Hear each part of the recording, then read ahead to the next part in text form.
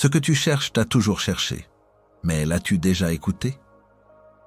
Cette question, simple en apparence, est la clé qui ouvre la porte de ce que nous allons explorer aujourd'hui.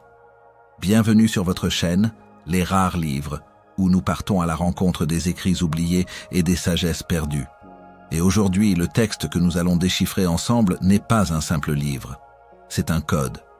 Un guide laissé par les anciens pour ceux qui, comme vous et moi, cherchent à comprendre les forces invisibles qui sculptent notre réalité. Ce que nous allons explorer, c'est l'essence du Kybalion, le recueil des textes hermétiques qui révèlent les mystères cachés de l'univers. Ces textes, dont on dit qu'ils ont traversé les âges, ne sont pas l'œuvre d'un seul homme, mais la cristallisation d'une sagesse qui a été transmise de maître à élève depuis la nuit des temps. Ils nous parlent d'un personnage à la fois mythe et réalité, le légendaire Hermès Trismégiste.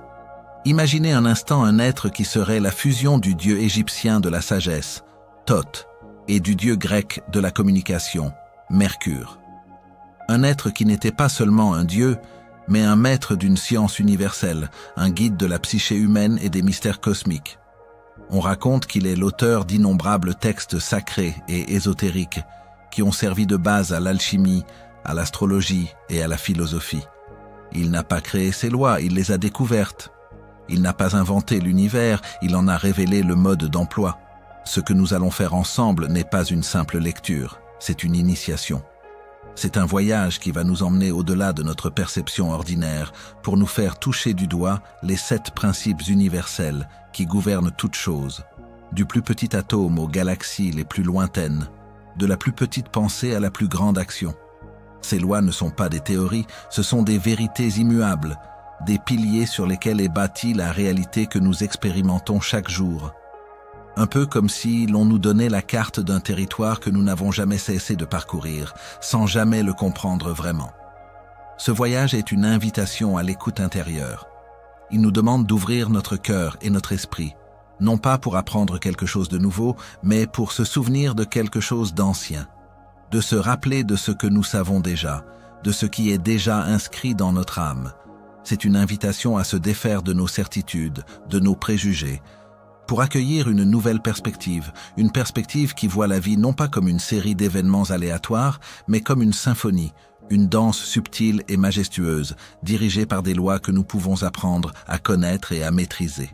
Alors, si cette quête de la sagesse ancienne vous parle, si la curiosité vous pousse à regarder derrière le voile de la réalité, je vous invite à faire ce voyage avec nous. En vous abonnant à la chaîne Les Rares Livres, vous continuerez de suivre cette lumière et de déchiffrer avec nous les mystères que les grands sages ont laissés derrière eux. C'est en marchant ensemble sur ce chemin que nous pourrons nous éclairer mutuellement. Ce que tu vas lire est déjà inscrit dans ton âme. Le principe du mentalisme. Après avoir ouvert la porte avec la figure du grand Hermès, nous nous tenons maintenant face au premier des 7 grands principes, la fondation sur laquelle tout le reste se construit. C'est la loi la plus fondamentale, celle qui, si elle est comprise et intégrée, peut transformer à jamais votre perception de la réalité et de votre propre pouvoir. C'est le principe du mentalisme, et il nous enseigne la vérité la plus simple et la plus profonde de toutes. Tout est esprit, l'univers est mental. Prenez un moment pour réfléchir à cette phrase. Tout ce que vous voyez, entendez, touchez, chaque étoile dans le ciel, chaque brin d'herbe sur la terre, chaque pensée dans votre esprit, tout est une manifestation de quelque chose de plus grand, d'une conscience universelle, d'un esprit infini qui sous-tend toute existence. Pour les sages hermétiques, l'univers n'est pas une machine mécanique et inerte. C'est une pensée divine en mouvement, un rêve éveillé d'une conscience qui est partout et nulle part à la fois. C'est une conscience qui est en nous et qui nous dépasse.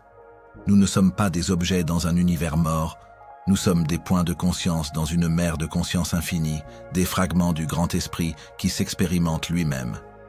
Imaginez un instant que l'univers est un immense artiste dont chaque galaxie est un coup de pinceau, chaque planète une nuance de couleur et chaque être vivant une œuvre d'art unique et complexe. Et cet artiste ne peint pas sur une toile externe, il peint sur sa propre conscience. L'univers n'est pas extérieur à nous, il est l'intérieur de quelque chose. C'est l'idée qu'Atkinson a aussi explorée, la psychologie de l'univers. Pour les hermétistes, Cette conscience universelle, que l'on peut appeler le tout, le grand esprit, ou Dieu, n'a pas créé le monde à partir de rien. Il a créé le monde en se pensant lui-même. La matière, les lois de la physique, le temps, l'espace, tout cela n'est qu'une manifestation, une cristallisation d'une pensée divine en mouvement. Et c'est ici que l'on touche à une vérité qui change tout. Si l'univers est mental, alors notre esprit, notre conscience individuelle est une réplique miniature, un microcosme de ce grand esprit. Nous sommes une parcelle de cet océan de conscience. Et en tant que tel, nous avons nous aussi le pouvoir de créer. Le pouvoir de l'imagination créatrice n'est pas un concept abstrait, c'est une force puissante et réelle. Chaque invention, chaque œuvre d'art, chaque rêve qui a été réalisé a d'abord existé dans l'esprit de quelqu'un. L'imagination n'est pas une fantaisie. C'est le premier pas de la création. C'est le moment où la conscience commence à sculpter la réalité. Un homme d'affaires qui bâtit un empire, un artiste qui crée une œuvre, un scientifique qui découvre une loi de la nature, tous ont d'abord eu une vision, une image mentale, un sentiment de ce qui est possible. Et c'est cette image, cette pensée, qui a servi de plan de blueprint pour la réalité. Notre imagination est un pont entre le monde invisible des possibilités et le monde visible des réalités. Le principe du mentalisme nous enseigne à respecter ce pont, à le cultiver, à le protéger. Mais comment cette conscience modèle notre réalité, c'est le 4e point de notre exploration, et c'est le plus pratique. Notre conscience modèle notre réalité en agissant comme un filtre, comme un aimant, comme un créateur. La réalité n'est pas une chose objective qui existe en dehors de nous. La réalité est ce que nous pensons qu'elle est. Si vous croyez que la vie est difficile, votre esprit cherchera et trouvera des preuves qui valident cette croyance. Si vous croyez que vous êtes une personne créative et capable, votre esprit vous guidera vers les opportunités qui confirment cette croyance. Nos pensées sont les graines que nous plantons dans le jardin de notre réalité. Imaginez une personne qui a été élevée dans l'idée qu'elle n'est pas assez intelligente. Son esprit, fidèle à cette croyance, cherchera des preuves de cette intelligence limitée. Il ne prendra pas de risques, il ne cherchera pas d'opportunités de croissance, il se contentera de ce qu'il a. Il vivra dans une réalité qui a été créée par sa propre conscience. Maintenant, imaginez la même personne qui, un jour, décide de changer sa pensée, de changer sa croyance. Elle se répète qu'elle est capable, qu'elle est intelligente, qu'elle peut apprendre. Au début, c'est difficile. L'ancienne pensée résiste. Mais avec le temps et la répétition, la nouvelle pensée prend racine. Et l'esprit, fidèle à sa nouvelle croyance, commence à chercher des preuves de cette nouvelle réalité. Il voit des opportunités là où il ne les voyait pas avant. Il prend des risques, il apprend, il grandit, il vit dans une nouvelle réalité, une réalité qu'il a créée par sa propre conscience. L'univers est mental, et notre esprit est le sculpteur de notre vie. Le contrôle de nos pensées n'est pas une simple discipline mentale, c'est un acte de création, c'est un acte de magie, c'est l'acte de devenir co-créateur de sa propre vie. Enfin, pour toucher du doigt cette vérité, il faut se tourner vers l'intérieur. C'est le but de notre dernière réflexion. Une méditation sur l'origine des formes à partir de l'invisible. Fermez les yeux un instant. Pensez à un objet dans votre vie, votre téléphone par exemple. Avant d'être un objet physique, il a d'abord été une idée, une pensée, un rêve dans l'esprit d'un inventeur. Avant qu'un bâtiment ne soit une structure de briques et de mortier, il a d'abord été un plan, une image mentale dans l'esprit d'un architecte. Tout ce qui est visible a d'abord été invisible. Toute forme est née de l'informe. Toute réalité est née d'une pensée. Ce principe est un rappel à l'humilité et à la puissance. L'humilité de reconnaître que nous ne sommes pas les créateurs de tout, mais des participants dans un grand jeu de création. Et la puissance de reconnaître que notre participation est essentielle. Chaque pensée que nous avons, chaque émotion que nous ressentons, chaque mot que nous disons, tout cela est une vibration, une onde dans l'océan de conscience. Et cette onde a un effet. Elle a un effet sur nous, sur les autres et sur l'univers. Alors, la prochaine fois que vous avez une pensée, une idée, un désir, ne le voyez pas comme une simple fantaisie. Voyez-le comme le premier pas de la création. Voyez-le comme une graine que vous plantez et cultivez-le avec soin, car de cette graine naîtra la réalité de votre vie. L'univers est mental, et votre esprit est l'outil le plus puissant que vous ayez pour sculpter votre destinée. C'est en devenant le maître de votre esprit que vous devenez le maître de votre réalité. C'est le message le plus puissant que Hermès ait pu nous laisser. Le principe de correspondance. Après avoir compris que l'univers est une pensée, une conscience infinie, nous devons maintenant comprendre comment cette pensée se manifeste. Le deuxième des 7 principes hermétiques est la clé qui nous permet de voir les liens invisibles qui unissent toutes choses. C'est le principe de correspondance et sa vérité est aussi simple qu'elle est profonde. Ce qui est en haut est comme ce qui est en bas. Ce qui est en bas est comme ce qui est en haut. Cette phrase n'est pas une simple poésie. C'est la loi fondamentale qui régit l'interconnexion de tous les plans de l'existence. Le plan mental, le plan physique et le plan spirituel. Elle nous enseigne que tout dans l'univers est un reflet, une correspondance, une symphonie, où la même mélodie se joue à des échelles différentes. Imaginez l'univers comme un immense hologramme, où chaque fragment contient l'image du tout. Chaque partie est une réplique miniature de la totalité, et la totalité est une réplique immense de chaque partie. De la même manière, le macrocosme, le grand univers, est le miroir du microcosme, notre propre existence. Pour les anciens, cela n'était pas une théorie, mais une évidence. Ils voyaient dans le ciel, dans le mouvement des étoiles, un reflet de leur propre destinée. Ils voyaient dans le cycle des saisons une correspondance avec les cycles de leur propre vie. Ils comprenaient que les mêmes lois qui gouvernent les corps célestes gouvernent aussi le corps humain, et les mêmes forces qui dirigent une galaxie dirigent aussi une pensée. C'est l'essence de l'interconnexion entre le macrocosme et le microcosme. L'être humain n'est pas une entité séparée et isolée dans un univers indifférent. Il est l'univers lui-même en miniature. Un point de lumière qui reflète la totalité de l'océan de conscience. Les exemples de ce principe sont partout autour de nous, si seulement nous prenons le temps de les regarder. Le corps humain, dans sa complexité, est une parfaite correspondance du cosmos.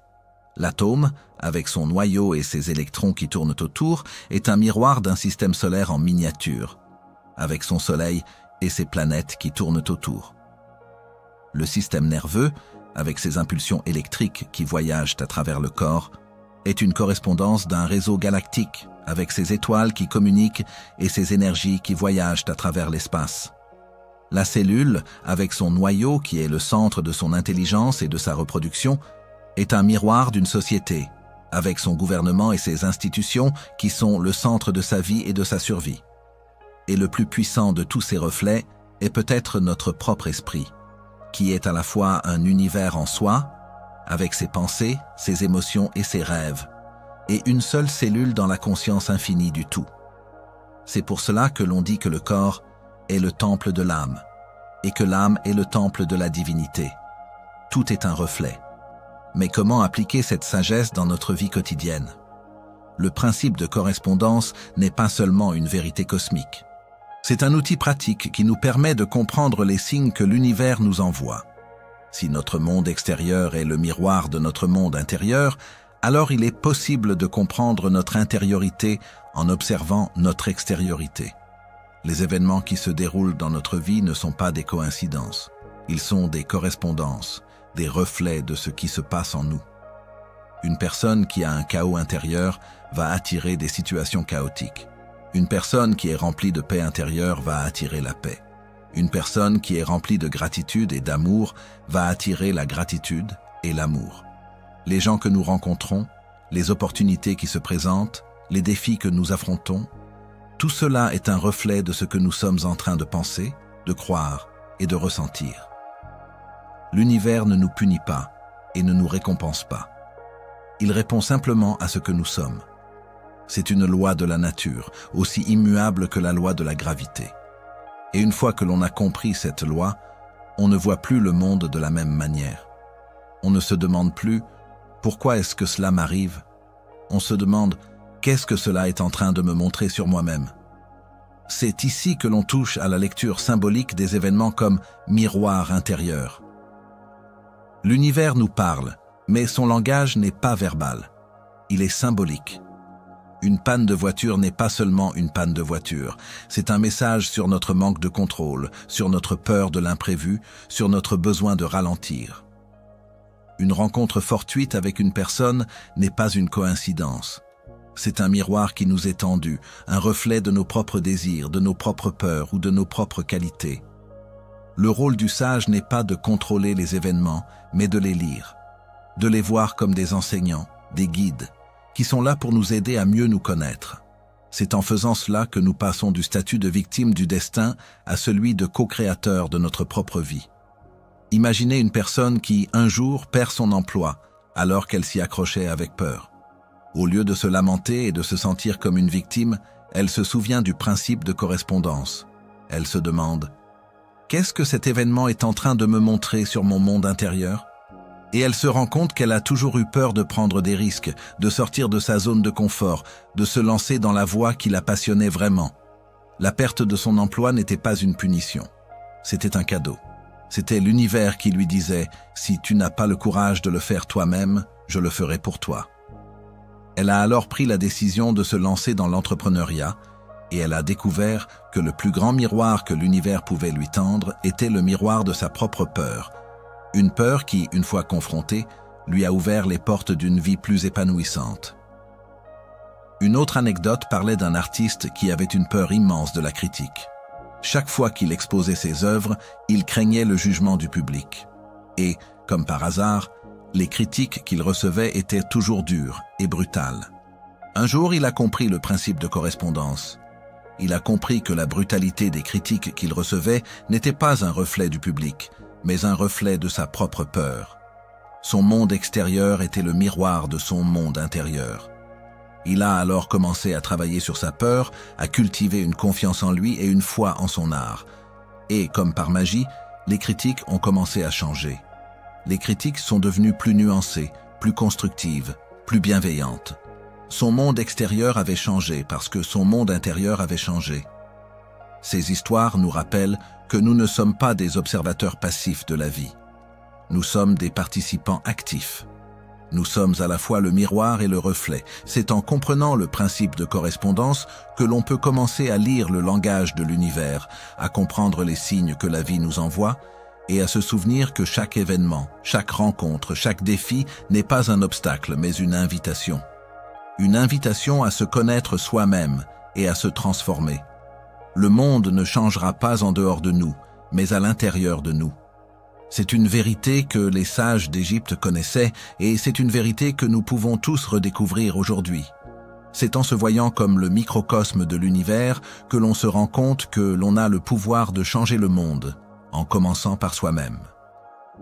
Le principe de vibration. Nous avons posé le premier pilier en comprenant que l'univers est mental, une pensée divine qui sous-tend toute chose.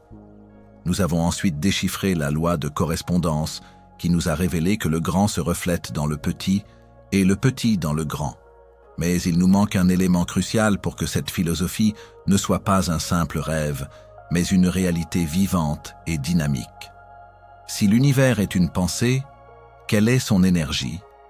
Quelle est la force qui fait que cette pensée se manifeste, se déplace et se transforme? C'est ici que se révèle le troisième principe hermétique, le principe de vibration, qui nous donne la réponse la plus simple et la plus profonde. Rien ne repose. Tout vibre. Cette phrase est plus qu'un simple fait scientifique, c'est une vérité spirituelle et cosmique. De l'infiniment petit à l'infiniment grand, tout est en mouvement. L'électron qui tourne autour de son noyau, la planète qui tourne autour de son étoile, le battement de notre cœur, le flux de nos pensées, tout est une expression d'une vibration. L'univers n'est pas silencieux. C'est une immense symphonie, une danse éternelle d'énergie, de fréquences et de rythme. Et nous sommes, nous aussi, une note dans cette symphonie, une onde dans cet océan d'énergie. Pour les anciens, le concept de vibration était l'essence même de la création. Ils comprenaient que l'univers est une fréquence, un champ de vibration où chaque chose a sa propre note. Les atomes, les molécules, les corps physiques ont une vibration dense et lente. Les émotions, les pensées, l'esprit ont une vibration plus subtile, plus rapide, plus éthérée. Et c'est la différence de ces fréquences qui crée la diversité de la vie que nous expérimentons. La matière est de l'esprit qui vibre à une fréquence très basse. L'esprit est de la matière qui vibre à une fréquence très haute. Tout est vibration mais pas à la même vitesse. Cela nous amène à une idée puissante. Les pensées sont des ondes de création. Elles ne sont pas de simples impulsions électriques dans notre cerveau. Elles sont des vibrations énergétiques qui sont émises dans l'univers et qui, comme le caillou que l'on jette dans un étang, créent des vagues qui se propagent et reviennent à nous. Vos pensées sont des fréquences. Une pensée de peur, de doute, de manque est une vibration basse, dense. Une pensée d'amour, de gratitude, de joie est une vibration haute, rapide. Et ces pensées ne restent pas à l'intérieur de vous. Elles sont émises dans le champ de la conscience universelle. Elles se connectent à d'autres pensées de la même fréquence. Et elles créent, avec elles, une réalité qui correspond à leur vibration. C'est le principe même de la loi de l'attraction, dont on parle tant aujourd'hui. Ce n'est pas une magie mystérieuse. C'est la loi naturelle de la résonance, que les sages hermétiques connaissaient déjà il y a des milliers d'années. C'est le principe qui nous explique pourquoi certaines vibrations attirent ou repoussent. Une fréquence attire une autre fréquence qui lui correspond. Un instrument de musique accordé sur une certaine note va résonner en harmonie avec un autre instrument accordé sur la même note. Il en va de même pour nos vies. Si vous émettez une vibration de manque, de peur et d'échec, vous allez attirer des situations et des personnes qui correspondent à cette vibration. L'univers ne vous punit pas. Il vous donne simplement ce que vous êtes. Il résonne avec vous. Mais si vous émettez une vibration d'amour, de gratitude, d'abondance et de succès, vous allez attirer des situations et des personnes qui correspondent à cette vibration. Vous allez attirer des opportunités, des rencontres, des synchronicités qui confirment votre état intérieur. C'est la loi de la résonance, et elle est infaillible. Le monde extérieur est un miroir, et le son que nous faisons est la vibration que le miroir reflète. La bonne nouvelle, c'est que nous ne sommes pas à la merci de nos pensées. Nous avons le pouvoir d'agir sur elles, de les choisir, de les transformer. Et c'est le dernier point de notre exploration, le plus puissant. Comment élever sa fréquence au service de l'âme? Élever sa fréquence n'est pas un acte difficile, c'est un acte de conscience. C'est le choix de se connecter avec des émotions, des pensées, des actions qui vibrent à un niveau plus élevé. La gratitude est l'une des fréquences les plus élevées. Quand vous êtes reconnaissant pour ce que vous avez, vous émettez une vibration d'abondance. L'univers ne peut que vous répondre en vous donnant plus de raisons d'être reconnaissant. L'amour, la compassion, le pardon, la joie, l'enthousiasme, la sérénité sont aussi des vibrations très élevées. Quand vous agissez à partir de ces émotions, vous émettez une énergie qui attire l'harmonie. Un sourire, un geste de gentillesse, une pensée positive, tout cela est une élévation de fréquence. C'est un acte de magie. À l'inverse, la colère, la jalousie, la peur, le ressentiment sont des vibrations très basses. Elles créent une réalité dense, lourde, difficile. Le sage, qui a compris le principe de vibration, n'essaie pas de combattre la colère ou la peur. Il les reconnaît et il fait un choix conscient d'élever sa fréquence. Il se concentre sur l'amour, sur la gratitude, sur la paix. Et en faisant cela, il change non seulement sa réalité intérieure, mais aussi sa réalité extérieure. Imaginez une personne qui a toujours eu des problèmes avec l'argent. Elle se répète qu'elle n'en a pas, qu'elle n'en aura jamais. Elle vit dans la peur du manque, son énergie, sa vibration est basse. Elle ne voit pas les opportunités, elle ne prend pas de risques et l'argent ne vient pas. Un jour, elle décide de changer. Elle se rend compte qu'elle est en train de créer sa propre réalité. Elle décide d'être reconnaissante pour l'argent qu'elle a déjà, même si c'est peu. Elle décide de faire un don à une association, un acte qui est une expression d'abondance et non de manque. Elle décide de sourire plus souvent, d'être plus généreuse avec son temps et son amour. Et, comme par magie, les choses commencent à changer. Une opportunité se présente, une personne lui donne un conseil qui l'amène à un travail qu'elle aime et l'argent commence à venir. Son monde extérieur a changé parce que son monde intérieur avait changé de fréquence. Une autre anecdote parlait d'un homme qui était toujours en colère contre le monde. Il criait, il se plaignait, il se battait avec les autres. Son monde était un enfer. Un jour, il a compris que son monde extérieur était le reflet de son monde intérieur. Il a compris que la colère était une vibration basse qui attirait la colère. Il a alors décidé de se taire. Il a décidé d'arrêter de se plaindre. Il a décidé de se concentrer sur les petites choses pour lesquelles il était reconnaissant. Le soleil du matin, le chant des oiseaux. Il a commencé à méditer, à envoyer des pensées de paix. Au début, c'était difficile. Mais avec le temps, sa vibration a commencé à changer. Et comme par magie, les gens ont commencé à changer autour de lui. Il n'a plus attiré les conflits, il a attiré la paix. Son monde extérieur a changé, parce que sa vibration intérieure avait changé. Ces histoires nous rappellent que nous ne sommes pas des victimes de l'univers, nous sommes les maîtres de notre propre vibration. Nous avons le pouvoir de choisir notre fréquence et en faisant cela, nous avons le pouvoir de changer notre réalité. Le principe de vibration est le principe de la liberté. C'est la loi qui nous dit que nous ne sommes pas obligés de vivre dans la peur, le manque ou la colère. Nous pouvons choisir de vivre dans l'amour, l'abondance et la joie. C'est une vérité que les sages d'Égypte connaissaient et c'est une vérité que nous pouvons tous redécouvrir aujourd'hui. C'est en faisant ce travail sur soi que l'on se rend compte que l'on a le pouvoir de changer le monde en changeant sa propre note dans la grande symphonie de l'univers. Le principe de polarité. Nous avons posé les fondations sur lesquelles repose toute la réalité. D'abord l'univers en tant que pensée, puis le reflet de cette pensée dans toutes ses parties, et enfin la vibration qui donne vie à cette danse cosmique. Maintenant, il est temps d'aborder une loi qui, plus que tout autre, est à l'origine de nos plus grandes peines et de nos plus grandes joies. C'est le principe de polarité, qui nous révèle une vérité qui peut nous libérer ou nous enchaîner, selon la manière dont nous la comprenons et l'utilisons.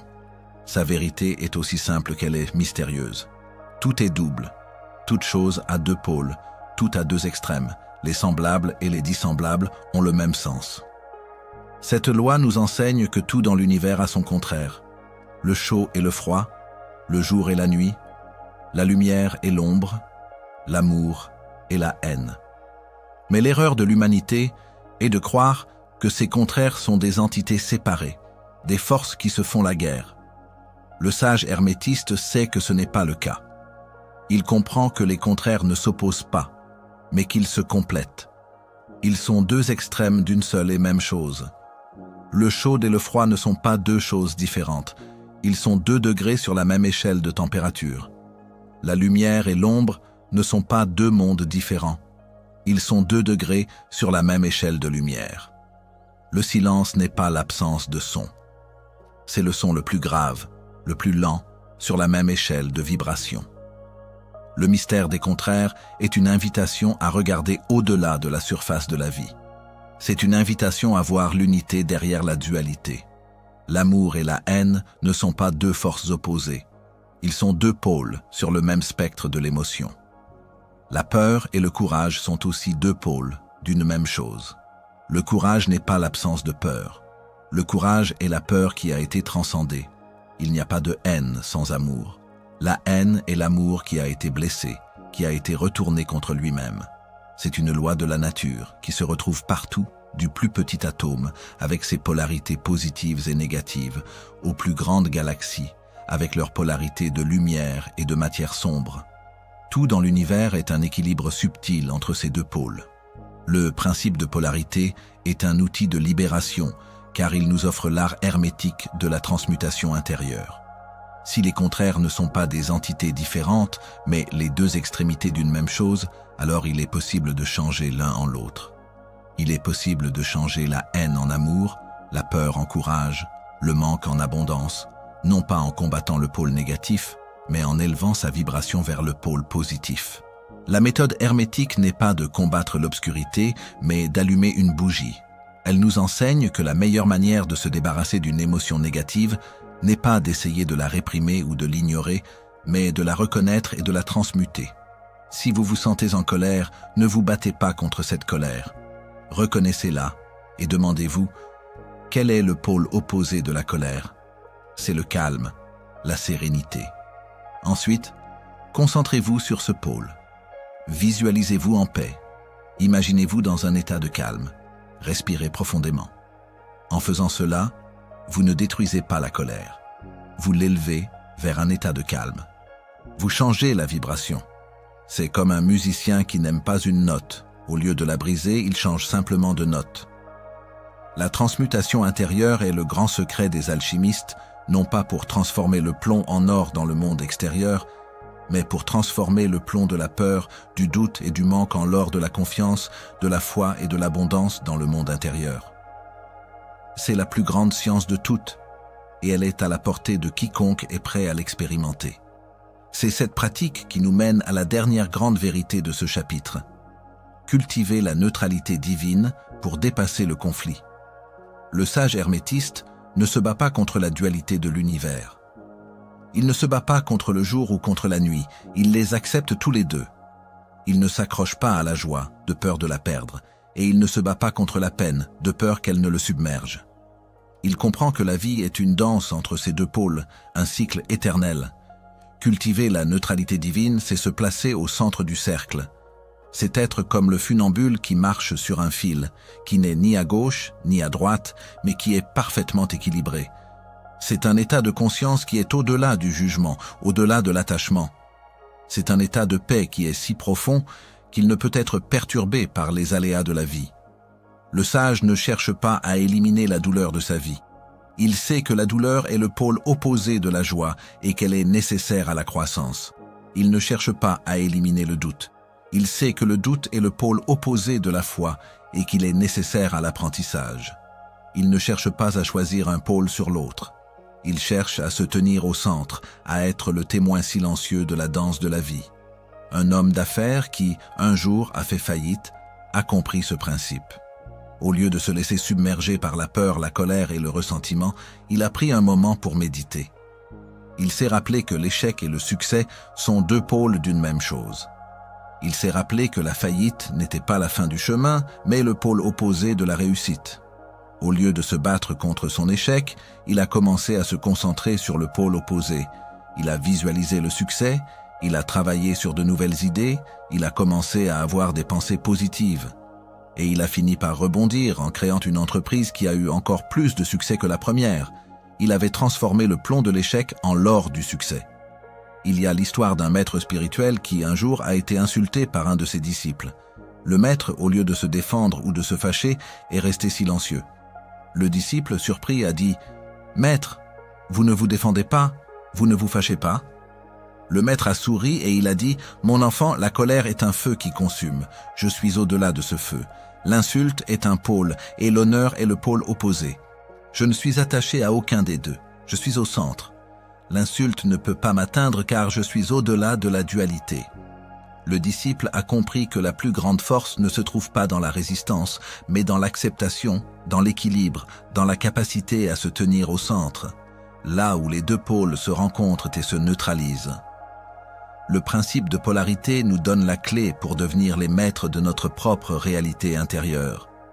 Il nous montre que nous ne sommes pas des victimes de nos émotions, nous avons le pouvoir de les transmuter, de les élever. Il nous montre que nous ne sommes pas obligés de nous battre contre les ombres de notre vie. Nous pouvons simplement allumer la lumière. Il nous montre que la vraie paix ne se trouve pas dans un monde sans conflit, mais dans un monde où nous sommes au-delà du conflit, au centre de la danse. C'est un principe qui nous invite à la maîtrise de soi, à la transmutation et à l'équilibre. Et c'est en l'appliquant que l'on se rapproche de l'état de sage, de celui qui marche sur la terre tout en étant au-delà de ses dualités. Le principe du rythme. Après avoir compris que l'univers est mental, qu'il se reflète en toute chose et que tout vibre, nous en arrivons à un autre principe fondamental qui donne vie et mouvement à cette vibration. C'est le principe du rythme, et c'est lui qui est à l'œuvre dans la danse éternelle des contraires que nous avons étudiée. Le pendule de la vie oscille sans cesse entre les deux pôles de la polarité. Et ce mouvement, cette oscillation, est le rythme. La loi du rythme nous enseigne une vérité simple et pourtant si souvent oubliée. Tout s'écoule, entre et sort, tout a sa marée, toutes choses montent et descendent. La manifestation du balancement du pendule se montre en toutes choses. Cette loi est visible partout autour de nous. La nature est un temple du rythme. Les saisons se succèdent, le printemps de la naissance, l'été de la croissance, l'automne de la récolte, l'hiver du repos. La marée de l'océan monte et descend. La lune, elle-même, grossit et s'amincit. Le soleil se lève et se couche. Le souffle de l'univers lui-même est un rythme, une pulsation éternelle entre l'expansion et la contraction. Les galaxies naissent et meurent. Et le même rythme, la même pulsation est à l'œuvre en nous. C'est le cycle de la vie, de la mort et de la renaissance qui se manifeste dans la vie d'une cellule, d'un être humain ou d'une civilisation tout entière. Notre propre vie est une symphonie de rythmes. Notre conscience monte et descend. Il y a des moments de clarté, de créativité, d'enthousiasme, et il y a des moments de doute, de fatigue, de repos. Il y a des moments d'abondance et des moments de pénurie. Il y a des moments de joie et des moments de peine. Le mentalisme, la vibration, la polarité ne sont pas statiques. Ils sont en mouvement. C'est le principe du rythme qui les anime. Le plus grand secret de cette loi n'est pas de l'observer, mais de savoir comment interagir avec elle. C'est l'art d'apprendre à danser avec le rythme plutôt que lutter. La souffrance, la frustration, la colère, le mal-être viennent souvent d'un refus de cette loi. Nous voulons que l'été dure éternellement et nous nous battons contre l'hiver. Nous voulons que la marée monte et nous nous plaignons qu'elle descende. Nous voulons que la joie dure toujours et nous nous battons contre la peine. Mais le rythme est une loi naturelle. On ne peut pas l'arrêter. On ne peut pas le contrôler. On ne peut que l'accepter et apprendre à naviguer sur ces vagues. Le sage n'essaie pas d'être productif quand le corps et l'esprit demandent du repos. Il se repose, car il sait que le repos est le pôle opposé de l'action et que l'un est nécessaire à l'autre. Le sage n'essaie pas de rester joyeux quand la peine frappe. Il accepte la peine, il l'embrasse, car il sait que la peine est une marée qui monte, mais qui, comme toute marée, finira par redescendre. Et il sait que c'est souvent dans ces moments de peine que l'on se transforme et que l'on grandit. La vie est une série de cycles, et le bonheur ne se trouve pas dans l'arrêt d'un cycle, mais dans la capacité à s'adapter à tous les cycles. Le principe du rythme nous invite à une pratique qui peut nous libérer de l'emprise des extrêmes. C'est la capacité à observer les oscillations pour éviter les extrêmes. Le pendule oscille toujours entre les deux pôles. Quand il va d'un côté, il est certain qu'il va revenir de l'autre. Le sage, qui a compris cette loi, n'est pas emporté par le mouvement du pendule. Il ne se laisse pas emporter par la joie, au point de devenir arrogant, ni par la peine, au point de devenir dépressif. Il se tient au centre et il observe. Quand le succès vient, il en profite, mais il sait que le pendule va revenir. Il ne s'accroche pas à son succès. Quand l'échec vient, il accepte la leçon, mais il sait que le pendule va revenir de l'autre côté. Il ne s'accroche pas à son échec. Cette capacité à rester centré est la clé de la maîtrise de soi. C'est le secret d'une vie équilibrée. Le rythme est inévitable, mais notre réaction au rythme n'est pas. Nous pouvons choisir de nous laisser emporter par le mouvement du pendule, ou nous pouvons choisir de nous tenir au centre, dans un état de paix et d'équilibre, en observant le mouvement de la vie sans en être esclave. Le niveau de maîtrise le plus élevé n'est pas seulement de se tenir au centre, c'est d'apprendre que le sage utilise le rythme au lieu d'en être esclave. Il sait que quand le pendule de l'énergie et de la créativité est à son apogée, c'est le moment d'agir, de créer, de construire. Il ne perd pas de temps. Il utilise la force de la marée montante pour aller le plus loin possible. Il sait que quand le pendule est à son plus bas, c'est le moment de se reposer, de méditer, de se recharger. Il n'essaie pas de forcer l'action. Il utilise la force de la marée descendante pour se préparer pour la prochaine marée montante. Le sage ne se bat pas contre le rythme de la vie. Il utilise le rythme de la vie pour atteindre ses objectifs. Il est un danseur, pas un combattant. Il est un marin, pas un nageur contre le courant. Il est en harmonie avec les forces de la nature. Et c'est cette harmonie qui lui donne un pouvoir immense. Il ne contrôle pas l'univers. Il coopère avec lui. Il utilise ses lois pour naviguer vers sa destination. Un homme qui a eu beaucoup de succès dans sa vie a toujours eu un principe. Il travaillait avec une intensité folle pendant une période, puis il prenait un long moment de repos, de silence, de méditation. Ses amis lui demandaient pourquoi il ne continuait pas à travailler quand tout allait bien. Il répondait « Je ne suis pas le maître du succès. Le succès est une vague. Je surfe sur la vague quand elle est là, mais je ne me bats pas contre la marée quand elle est en train de descendre. Je me repose, je me prépare, je m'aligne pour être prêt pour la prochaine vague. » Il avait compris le principe du rythme. Il avait cessé de se battre contre la vie et il avait commencé à danser avec elle. Le principe du rythme nous enseigne à accepter le flux et le reflux de la vie. Il nous enseigne à nous libérer de l'attachement aux extrêmes. Il nous enseigne à devenir des observateurs silencieux du mouvement de la vie, des danseurs qui utilisent la pulsation du cosmos pour créer une vie qui est en harmonie avec elle. C'est une loi qui nous demande d'être patient, d'être sage, d'être souple. Et c'est en l'intégrant dans notre vie que l'on se rapproche de l'état de sage, de celui qui a trouvé la paix au milieu du chaos et la force au milieu du repos. Car tout s'écoule, entre et sort, et la seule chose qui compte, c'est de savoir comment se tenir au centre de ce mouvement. Le principe de cause et d'effet. Nous avons posé le mentalisme comme fondement, le principe de correspondance comme son reflet, la vibration comme sa dynamique et la polarité comme son équilibre. Puis nous avons observé le rythme, qui est la danse de ses forces. Mais il nous manque un principe pour comprendre ce qui relie tous ces mouvements entre eux. C'est le principe de cause et d'effet, une loi implacable, impartiale et omniprésente qui est le moteur de tout ce qui est, a été et sera. Sa vérité est le socle de toute action dans l'univers. Toute cause a son effet. Tout effet a sa cause. Tout arrive conformément à la loi. Le hasard n'est qu'un nom donné à une loi méconnue. Cette loi nous enseigne qu'il n'existe pas de hasard dans l'univers. Le hasard est un mot que nous utilisons pour décrire un événement dont nous ne comprenons pas la cause. C'est le terme de ceux qui voient le monde comme une série d'accidents. Mais pour l'hermétiste, tout est le résultat d'une cause et chaque effet devient la cause d'un nouvel effet, dans une chaîne infinie. Chaque pensée que vous avez, chaque mot que vous prononcez, chaque action que vous entreprenez est une cause qui se manifeste comme un effet, comme une onde qui se propage dans l'océan de l'univers pour revenir à vous. Pensez-y un instant. Rien n'arrive par accident. La maladie n'est pas le fruit du hasard. Elle est l'effet d'une cause, que ce soit une pensée, une émotion, une action, un régime, un mode de vie. Le succès n'est pas le fruit du hasard. Il est l'effet d'une cause, que ce soit une pensée de réussite, une passion, un travail acharné, une persévérance. Le malheur n'est pas le fruit du hasard. Il est l'effet d'une cause. Nous vivons dans un univers qui est une immense machine de cause et d'effet, où chaque rouage, même le plus petit, a une importance.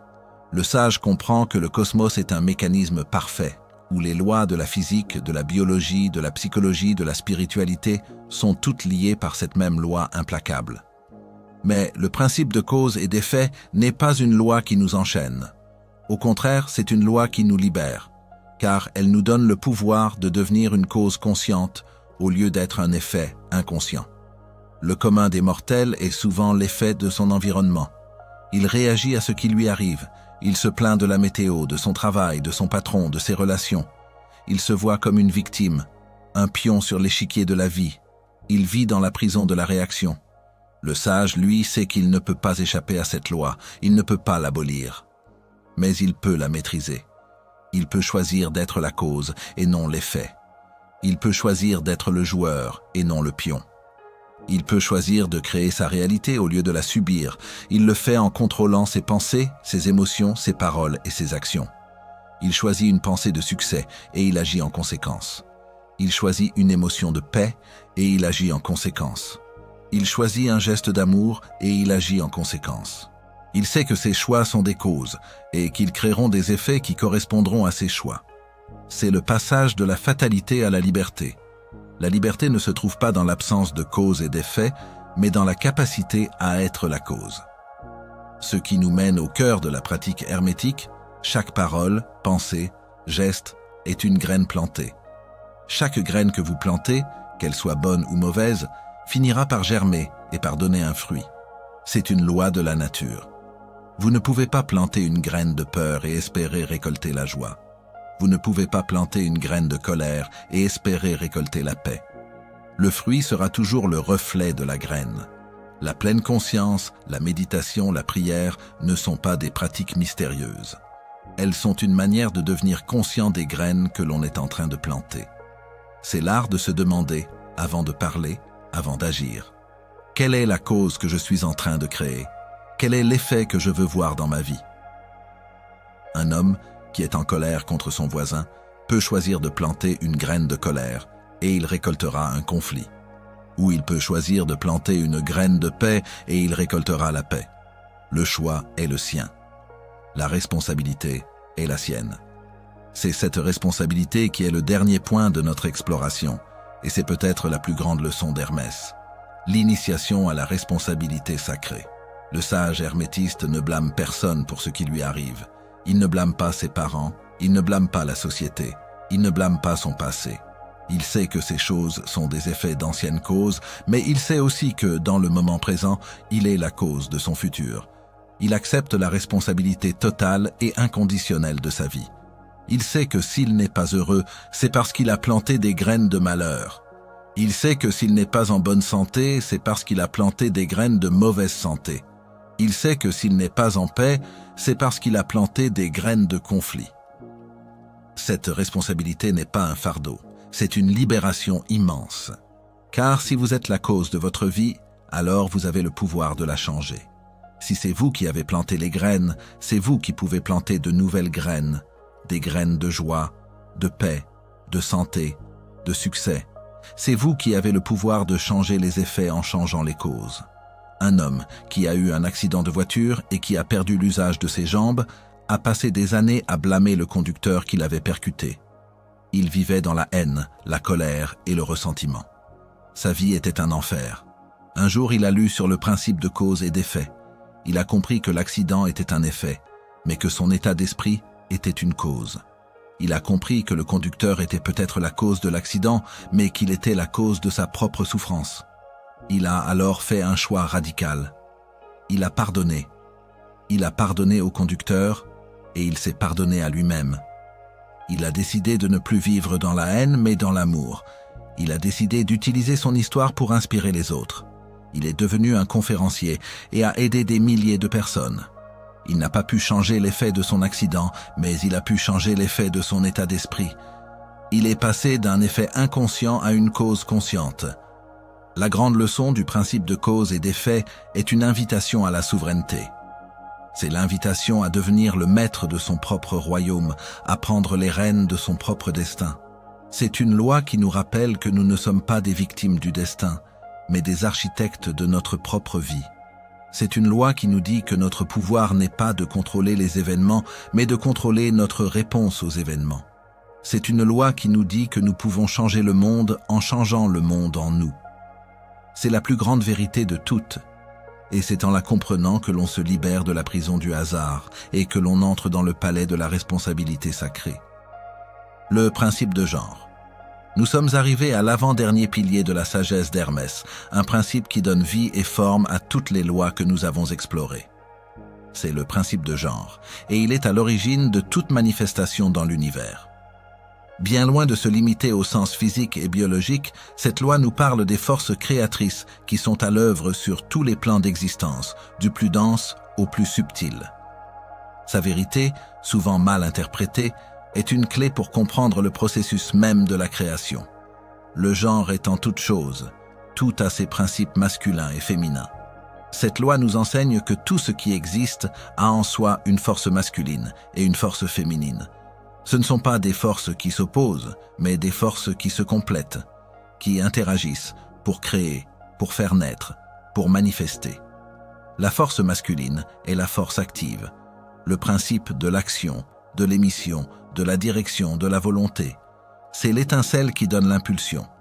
La force féminine est la force réceptive, le principe de la patience, de l'intuition, de l'imagination, de l'amour, de la création. C'est le réceptacle qui accueille l'impulsion pour la faire grandir et la manifester. L'univers, dans son ensemble, est une danse éternelle entre ces deux principes. Le soleil, avec sa lumière émettrice et sa chaleur qui donne vie, est un principe masculin. La Terre, avec sa capacité à recevoir cette lumière et cette chaleur pour donner naissance à la vie, est un principe féminin. La graine est le principe masculin, l'impulsion. La terre est le principe féminin, le réceptacle. La foudre est le principe masculin, l'action. Le nuage qui la reçoit est le principe féminin, la réceptivité. Tout, du plus petit atome aux plus grandes galaxies, vit et se manifeste à travers cette union sacrée des deux forces. L'erreur commune est de croire que ces principes sont liés au sexe. Mais le sage hermétiste sait que l'on trouve l'union intérieure, le mariage sacré du yin et du yang au sein de chaque individu, qu'il soit homme ou femme. En chacun de nous, il y a une part d'énergie masculine, l'animus pour les femmes, le masculin intérieur, et une part d'énergie féminine, l'anima pour les hommes, le féminin intérieur. Notre capacité à penser de manière logique et à agir avec volonté est l'expression de notre principe masculin. Notre capacité à être intuitif, à ressentir, à être empathique est l'expression de notre principe féminin. Une personne qui est uniquement dans le principe masculin est une force sans cœur, une force qui ne peut pas créer. Une personne qui est uniquement dans le principe féminin est un cœur sans force, une force qui ne peut pas se manifester. La vraie puissance se trouve dans l'union des deux, dans le mariage sacré de ces deux forces en nous. Ce principe nous mène au cœur même de la dynamique universelle de création. Pour qu'une chose soit créée, il faut que l'énergie masculine, la volonté, l'intention, l'idée, soit émise dans l'énergie féminine, la réceptivité, le champ de l'imagination. L'idée est l'étincelle masculine. L'imagination est le réceptacle féminin. L'idée, pour se manifester, a besoin d'un terrain fertile, d'un endroit où elle peut grandir et prendre forme. Et ce terrain fertile est notre imagination. Si vous avez une idée, une intention, un désir, mais que vous ne l'imaginez pas, que vous ne le ressentez pas, que vous ne le vivez pas dans votre cœur, il ne pourra pas se manifester. L'idée restera une idée stérile, sans vie. Le principe de genre est le principe de la gestation, de la naissance.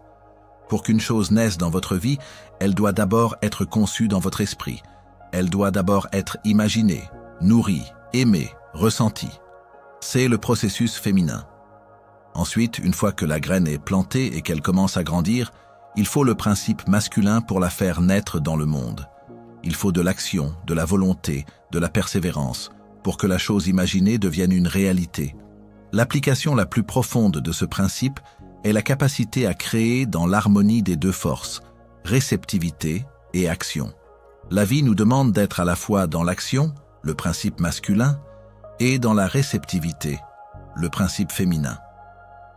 Un entrepreneur qui veut créer une entreprise a d'abord besoin de l'intuition, de l'inspiration, le principe féminin.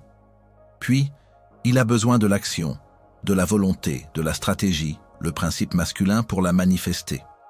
Un artiste qui veut peindre a d'abord besoin de l'inspiration, de la vision, le principe féminin. Puis il a besoin de l'action, du coup de pinceau, de la technique, le principe masculin pour la manifester. La plus grande erreur est de s'accrocher à un seul de ces principes. Trop d'action sans réceptivité, c'est l'épuisement. Trop de réceptivité sans action, c'est la stagnation. Le sage sait quand agir et quand s'arrêter, quand écouter et quand parler, quand recevoir et quand donner. Il est un danseur qui, dans chaque pas, unit la grâce du féminin à la force du masculin. L'être éveillé vit dans l'équilibre subtil du genre sacré. C'est le but de cette loi. C'est l'état de conscience où l'on a transcendé le besoin de s'identifier à un seul des principes. L'être éveillé est à la fois puissant et doux, à la fois actif et réceptif, à la fois logique et intuitif. Il ne se bat pas contre sa part féminine s'il est un homme, et il ne se bat pas contre sa part masculine s'il est une femme. Il les embrasse tous les deux. Il sait que sa force réside dans leur union, dans leur harmonie. Il est une source de lumière et de vie pour le monde, car il a trouvé la source de la lumière et de la vie en lui-même. Un homme d'affaires, qui a toujours été dans la force et la volonté masculine, a fini par s'épuiser. Il a fait un burn-out. Il n'avait que l'action, la logique, le travail acharné, mais il n'avait pas l'intuition, l'empathie, la créativité. Il a décidé de prendre un long repos et de se reconnecter à sa part féminine. Il a commencé à méditer, à faire de l'art, à passer plus de temps dans la nature. Et il a découvert une créativité et une intuition qu'il ne soupçonnait pas.